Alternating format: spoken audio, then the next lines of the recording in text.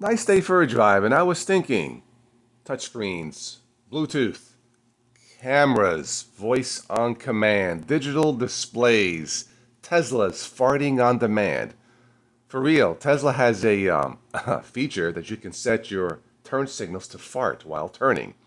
I don't have that. I have a simple, non distracted driving GM Saturn vehicle. Now, GM started making these cars back in 2011 when they filed bankruptcy. It's too bad. The Saturn was probably GM's highest quality division. This now 13-year-old car has no squeaks, no rattles. I'm impressed.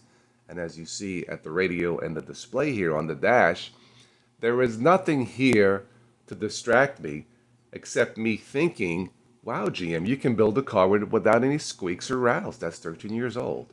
I'm impressed. This car is perfect to drive non distractingly. Is that a word? Yeah, I think that's a word. Basic steering wheel controls for the radio and Bluetooth. I do like Bluetooth. I like to keep my hands on the wheel while driving, except, of course, when I'm holding my phone. Safety corridor, next 20 miles, zero tolerance, going towards Columbus. You can't see here, but it says 0 days since the last serious accident.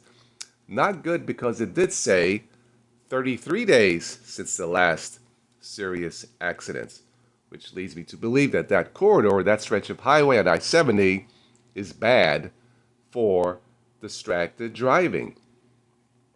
So how do you avoid all this? So here I am driving, looking at this new bridge to be finalized across the Ohio River. How do we bridge the gap between car technology and distracted driving? Should we turn all those accessories off?